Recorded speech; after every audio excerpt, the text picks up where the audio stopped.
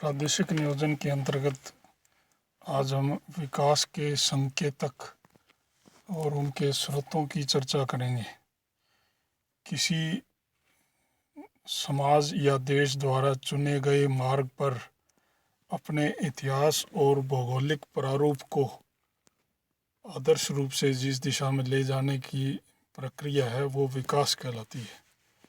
सभी प्रकार का विकास मानव केंद्रित होता है, यद्यपि उसका प्रभाव जनजीवन पर, भूदृश्य पर स्थूल रूप से दिखाई पड़ता है। आजकल विकास की अवधारणा के दो मुख्य संघटक माने जाते हैं। प्रथम, विकास के अंतर्गत मानव अपनी प्राकृतिक वातावरण से उत्पादन हेतु संकट रहित और गैर शोषक संबंध स्थापित करता है कि कोई पर्यावरण को कोई दिक्कत नहीं आए। पर्यावरण जो हमारा जीवन का आधार है उसका शोषण न हो पाए। दूसरा, विकास का दूसरा अनिवार्य संघटक मानव संबंधों में प्रताड़ना एवं शोषण को समाप्त करना है, यानी कि मानव के बीच भी शोषण न हो और समानता पाई जाए। अगर विकास की इस आधुनिक कसौटी को हम माने तो इतिहास में कोई भी समाज विकसित नहीं दिखेगा। तथापि आम भाषा में विकास शब्द से तात्पर्य विभिन्न समाजों की आर्थिक वृद्धि, सामाजिक कल्याण एवं आधुनिकीकरण से जुड़ी विशेषताओं से लिया जा सकता है।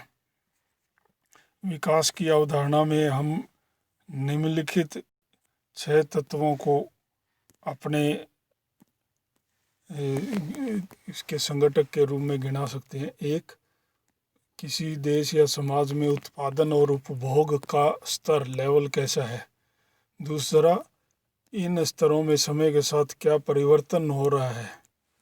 तीसरा, उत्पादन और उपभोग की प्रक्रियाओं में कौन सी तकनीक का स्तर क्या है, तकनीक कौन सी प्रयुक्त हो रही है। चौथा, तकनीक में परिवर्तन कैसा हुआ है समय के साथ। पांचवा, संबंधित सामाजिक, सांस्कृतिक एवं राजनीतिक क्षेत्रों में क्या परिवर्तन हुआ है, क्योंकि समाज में केवल तकनीकी आर्थिक परिवर्तन नहीं होते, उसके साथ साथ सामाजिक, सांस्कृतिक, राजनीतिक परिवर्तन भी हुआ करते हैं और वो आवश्यक भी होते हैं। छठा है, पिछले वर्षों में उत्पादन तथा उपभोग की क्या कीमत और क्या लाभ किसी समाज या देश को मिले हैं। कुछ समय पूर्व तक विकास की अवधारणा केवल आर्थिक वृद्धि तक ही सीमित थी, परंतु पिछले वर्षों में आजकल इसकी ज़्यादा वृहत संकल्पना को लिया जाने लगा है। विकास की वर्तमान अवधारणा में आर्थिक वृद्धि के साथ साथ, केवल आर्थिक वृद्धि नहीं, उसके साथ समाज के विभिन्न वर्ग और देश के विभिन्न प्रदेशों में समान सामाजिक आर्थिक कल्याण की अवधारणा को भी लिया जाने लगा है। ये था संक्षेप में विकास की अवधारणा। विकास के संकेतक। सर्वप्रथम नॉर्टन गिन्सबर्ग नामक व्यक्ति ने संकेतक विकास के मापन के लिए संकेतकों का प्रयोग किया। संकेतकों का यानी इंडिकेटर्स का प्रयोग करके विकास के प्रारूप को निर्धारित करने का प्रयास किया। ऐसे कई और विद्वान भी हुए, जिसमें भारत में मुनीश रजा, CR पाठक और LS भट्ट के नाम लिए जा सकते हैं। संकेतक के अंतर्गत ऐसे तत्वों को लिया जाता है जिनसे किसी क्षेत्र या समय के संदर्भ में विकास को देखा जा सके कि विकास कैसा है, कम ज़्यादा है ना, किन प्रदेशों में, किन समुदायों में। लेकिन बहुत से ऐसे संकेतक भी होते हैं जो है प्रत्यक्ष भी होते हैं। कई संकेतक प्रत्यक्षतः किसी चीज़ को मापते हैं, कई अप्रत्यक्ष रूप से मापते हैं, आगे देखेंगे। वर्तमान में आर्थिक वृद्धि और विकास में संकल्पनात्मक अंतर स्थापित हो गया है। पहले आर्थिक वृद्धि को ही विकास मानते थे, आजकल दोनों में अंतर किया जाने लगा है। इसलिए विकास के नाम पर जो संकेतक आर्थिक वृद्धि को दिखलाने हेतु प्रयुक्त किए जाते रहे थे, जैसे कि यानी देश की आर्थिक वृद्धि दर कितनी है, देश में प्रति व्यक्ति औसत आय कैसी है, ये सब आर्थिक वृद्धि के निशानी थी, संकेतक थे। तो ये विकास के संकेतक नहीं माने जाते, इनमें केवल वृद्धि होती है, उसका वितरण की बात इसमें नहीं की जाती है। संकेतकों का कैसे चयन करेंगे? संकेतक कितने प्रकार के हैं? वे संकेतकों के चुनाव के बारे में कोई सामान्य नियम नहीं है, किंतु चयन का आधार उद्देश्य होना चाहिए कि किस उद्देश्य के लिए इनका प्रयोग करना है। दो मुख्य वर्ग संकेतकों के हो सकते हैं, एक सम्मिश्रित और एक जिसे एग्रीगेटेड कहते हैं, और एक खंडित। समन्वित विकास प्रारूप ज्ञात करने हेतु एक ही संकेतक का चयन किया जाता है।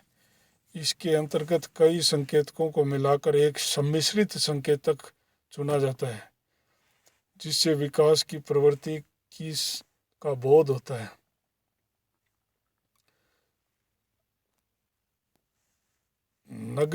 नगरीकरण जैसे है, नगरीकरण एक विकास का संकेतक है, जिसमें है ना नगरीकरण के साथ औद्योगिक या तृतीयक आर्थिक गतिविधियों का विकास उसमें निहित रहता है। तो ये एक प्रत्यक्ष संकेतक है, लेकिन ये सम्मिश्रित संकेतक है जो कई चीज़ों को एक साथ दर्शाता है। संकेतक की दूसरी जो प्रकार है उसको विखंडित संकेतक कहते हैं। विकास के समन्वित प्रारूप को कई सेक्टरों या उपभागों में बांट देते हैं और प्रत्येक सेक्टर का अलग अलग संकेतक प्रयोग किया जाता है। जैसे सामान्य अर्थव्यवस्था को हम कृषि, उद्योग, समाज, स्वास्थ्य, आधारभूत ढांचा, परिवहन आदि सेक्टरों में बांटकर उनके अलग अलग संकेतक या इंडिकेटर यूज कर सकते हैं। तो विकास के संकेतक अलग अलग क्षेत्रों में कैसे चुने जा सकते हैं? प्रथम लेंगे कृषि सेक्टर के संकेतक। कृषि विकासशील देशों की महत्वपूर्ण आर्थिक गतिविधि है, इसलिए उसको हमें बारीकी से देखना आवश्यक है। कृषि में विकास को दिखलाने वाले जो संकेतक हैं वो क्या हो सकते हैं? कुल भौगोलिक क्षेत्र में से शुद्ध बोए गए क्षेत्र का प्रतिशत, कि कुल देश का एरिया कितना है और उसमें से शुद्ध बोया गया एरिया कितना खेती के अंतर्गत है। तो ये संकेतक बढ़ती हुई जनसंख्या का भूमि पर दबाव को दर्शाता है। ज़्यादा कृषित भूमि होगी तो है ना, उसमें ज़्यादा बोया गया क्षेत्र पाया जाएगा। वन इत्यादि के अंतर्गत वांछनीय भूमि कम हो जाएगी। दूसरा संकेतक हो सकता है जैसे शुद्ध कृषित भूमि में सिंचित क्षेत्र का प्रतिशत। तो कृषि की उत्पादकता बढ़ाने के लिए जो सिंचित भूमि का विस्तार जरूरी होता है और ये संकेतक इसलिए महत्वपूर्ण है। अगला हो सकता है कुल कृषित भूमि में से खाद्यान्न एवं व्यापारिक फसलों का अनुपात कितना है। तो व्यापारिक फसलों का ज़्यादा अनुपात होगा तो ये मानते हैं कि उसमें व्यापारीकरण ज़्यादा हो रहा है कृषि का, तो इस मायने में कृषि ज़्यादा विकसित हुई मानी जाती है। इस प्रकार कृषि के विकास को दर्शाने वाले कई अन्य संकेतक हो सकते हैं, जैसे प्रति हेक्टेयर कृषि भूमि पर उर्वरकों की खपत, प्रति कृषक उर्वरक का उपयोग, विद्युत चालित नलकूपों की संख्या, शुद्ध बोए गए क्षेत्र पर ट्रैक्टरों की संख्या या प्रति इकाई क्षेत्रफल खाद्यान्नों का उत्पादन आदि। कृषि से संबंधित आंकड़ों संकेतकों के लिए जो आंकड़े हैं वो कृषि विभाग से, विभिन्न राज्यों के सांख्यिकीय विभागों से, भारतीय जनगणना विभाग में भी थोड़ा बहुत, और अंतर्राष्ट्रीय स्तर पर संयुक्त राष्ट्र संघ से प्राप्त हो सकते हैं उसके प्रकाशनों से। दूसरा औद्योगिक क्षेत्र के संकेतक। औद्योगिक क्षेत्र के संकेतकों में हम पहला संकेतक जैसे प्रति इकाई क्षेत्र में पंजीकृत कारखानों की संख्या, मतलब 100 वर्ग किलोमीटर में कितने पंजीकृत कारखाने हैं, या 1 लाख जनसंख्या पर कारखानों की संख्या कितनी है। तो इसको सापेक्षिक रूप से लिया जाता है ताकि विभिन्न प्रदेशों के बीच में तुलना की जा सके। तो वो सापेक्षिक रूप से 100 वर्ग किलोमीटर पर या 1 लाख जनसंख्या पर देखा जा सकता है, इससे तुलना संभव हो पाती है। प्रति औद्योगिक इकाई पूंजी निवेश की, एक औद्योगिक इकाई में औसतन कितना पूंजी निवेश हुआ है, तो ये है ना ज़्यादा विकसित औद्योगिकरण का निशानी हो सकती है। प्रति औद्योगिक इकाई ऊर्जा कितनी खपत होती है, ऊर्जा का उपभोग, जितना ऊर्जा का उपभोग होगा उतना ज़्यादा उत्पादन होगा। इसी प्रकार अन्य औद्योगिक संकेतक भी लिए जा सकते हैं, जैसे दैनिक श्रमिकों की संख्या, कुल औद्योगिक उत्पादन का मूल्य आदि। तो उद्योग से संबंधित जो आंकड़े हैं, विभिन्न औद्योगिक जो परिसंघ हैं, जैसे फिक्की है, PHDCC है, पंजाब हरियाणा है ना, दिल्ली के जो संघ है, या फिक्की पूरे भारत का, केंद्रीय सांख्यिकीय संगठन, केंद्र व राज्य सरकार के औद्योगिक विभाग आदि आदि, जिला स्तर पर जिला उद्योग केंद्र इत्यादि से इसकी आंकड़े प्राप्त हो सकते हैं। तीसरा जिसके संदर्भ में हम देख सकते हैं वो है अवस्थापना संबंधी संकेत। अवस्थापना मतलब आधारभूत ढांचा जो देश के विकास के लिए आवश्यक होता है। इस आधारभूत ढांचे या अवस्थापना के विकास के बिना देश का विकास, कृषि का, उद्योग का, मानव संसाधनों का विकास संभव नहीं हो सकता है। ऋण की सुविधा देने वाले बैंक, आर्थिक गतिविधियों का आधार विद्युत, विभिन्न जन सेवाएं जैसे डाकघर, गोदाम, शीतगृह आदि, पेयजल, सिंचाई जल, परिवहन के मार्ग व साधन, ये सब है ना अवस्थापना संबंधी संकेतक हैं। अवस्थापना के विकास के संकेतक निम्नलिखित हो सकते हैं, जैसे प्रति लाख जनसंख्या पर बैंकों की संख्या, या प्रति 100 वर्ग किलोमीटर क्षेत्र पर बैंकों की संख्या, विद्युतीकृत गांवों का प्रतिशत, या जलापूर्ति की सुविधा वाले गांवों की संख्या, ये सब। फिर अगले जो संकेतक हो सकते हैं संभावित, वो है जनसंख्या और क्षेत्र के अनुसार सहकारी समितियां, क्योंकि सहकारी समितियां हम मानते हैं कि ये ग्रामीण उत्पादकों या ग्रामीण जनसंख्या के कल्याण की प्रतीक है। इस प्रकार के आंकड़े भी भारतीय जनगणना या ग्रामीण विकास मंत्रालय, तहसील कार्यालय, सहकारी समितियों के रजिस्ट्रार के ऑफिस आदि से प्राप्त हो सकते हैं।